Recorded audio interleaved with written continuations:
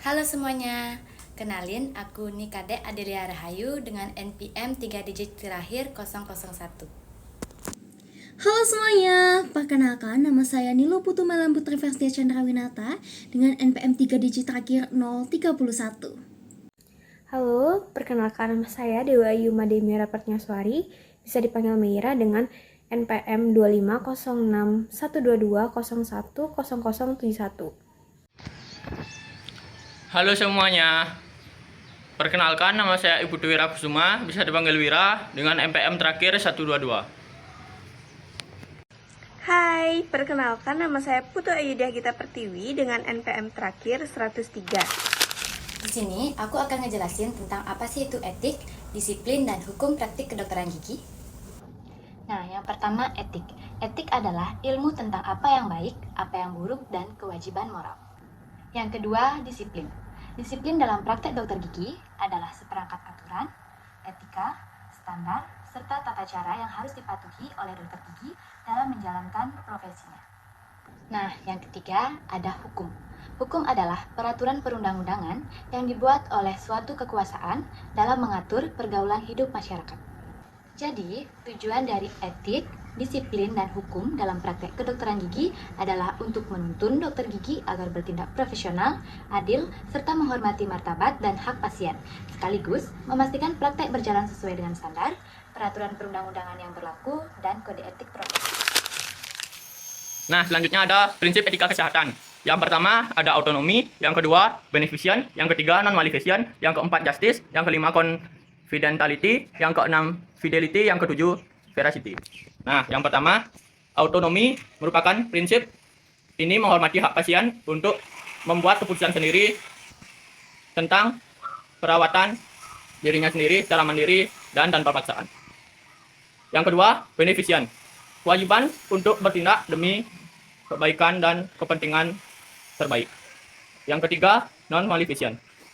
Kewajiban untuk tidak dengan sengaja menyebabkan bahaya atau cedera pada pasien. Selanjutnya, yang keempat, justice.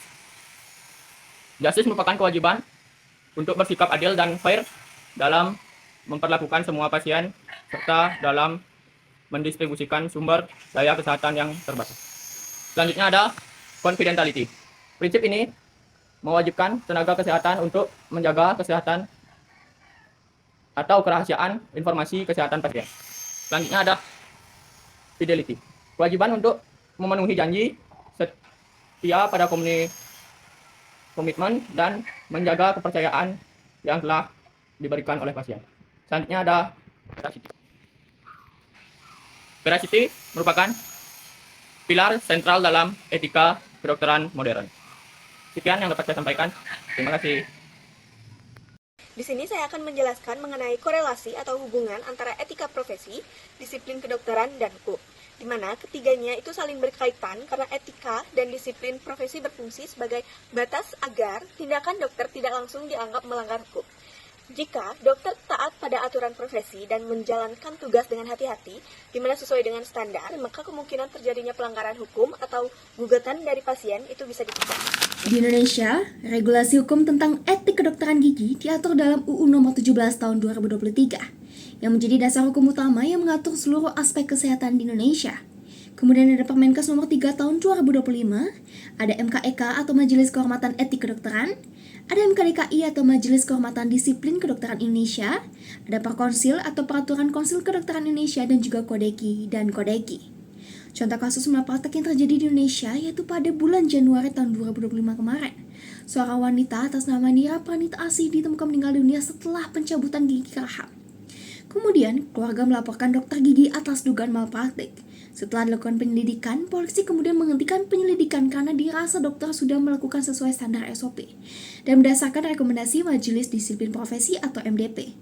Dalam berita tersebut disebutkan bahwa penghentian kasus mengacu pada UU Nomor 17 Tahun 2023. Hal ini membuktikan pentingnya melakukan penanganan sesuai SOP karena akan dilindungi oleh lembaga terkait. Terkadang, penerapan regulasi sering bersifat interpretatif sehingga menimbulkan ketidakpastian hukum sehingga diperlukan mekanisme jelas untuk membedakan kelalaian dan juga komplikasi medis. Rekam medis yang lengkap dan komunikasi baik dengan pasien menjadi kunci dalam perlindungan hukum. Sedangkan kode G yang tadi menjadi acuan dalam menilai tindakan malpraktik atau kesalahan profesional. Lalu yang terakhir ada penyelesaian masalah pada etik, hukum, dan disiplin. Pada penyelesaian masalah etik, kedokteran gigi Indonesia mewajibkan dokter gigi menjelaskan diagnosis, prosedur, risiko, dan alternatif pada pasien secara santun dan jujur. Jadi penyelesaian masalah etik dilakukan di tingkat organisasi profesi dengan penegakan kode etik, misal majelis etik, komite etik di PDGI. Lalu yang kedua ada penyelesaian masalah disiplin. Pada dokter gigi, wajib melakukan tindakan sesuai dengan standar profesi, standar prosedur operasional, yaitu SOP, dan melakukan informed consent dengan dokumentasi yang benar. Jadi, jika melanggar prosedur, misal tidak membuat informed consent, bisa dikenai sanksi disiplin mulai dari teguran, surat peringatan, hingga pencabutan izin praktik. Dan juga jika terjadi perselisihan atau kerugian pasien, penyelesaian sengketa harus dilaporkan ke Majelis Disiplin Profesi pada pasal 310 Undang-Undang Kesehatan nomor 17 tahun 2023. Yang ketiga ada penyelesaian masalah hukum. Jadi, jika dokter gigi melanggar hukum, semisal terdapat kelalaian hingga menyebabkan luka berat ataupun kematian, dapat dikenakan sanksi perdata maupun pidana sesuai KUH Perdata dan Undang-Undang Kesehatan nomor 17 tahun 2023. Tindakan pencabutan gigi tanpa informed consent dianggap tidak dilindungi hukum dan dokter dapat digugat secara hukum. Lalu terdapat perlindungan hukum bagi dokter. Namun hanya jika dokter mematuhi standar, yaitu SOP, membuat informed consent dan melaporkan ke majelis disiplin bila ada sengketa. Yang pertama itu perlindungan preventif. Jika dokter sudah melakukan prosedur yang benar, terdapat ada informed consent, rekam medis yang lengkap. Yang kedua ada perlindungan represif. Perlindungan represif ini kasus disengketakan di pengadilan lalu melalui mediasi terlebih dahulu. Jadi singkatnya masalah etik diselesaikan oleh lembaga profesi dengan penegakan kode etik. Masalah disiplin diselesaikan oleh majelis disiplin profesi dan bisa dikenai sanksi administratif. Dan untuk masalah hukum, diselesaikan lewat jalur perdata atau pidana di pengadilan. Jika ada kerugian pasien atau malpraktik namun harus diawali mediasi sesuai aturan baru. Tanpa prosedur yang benar seperti informed consent, dokter gigi tidak mendapat perlindungan hukum.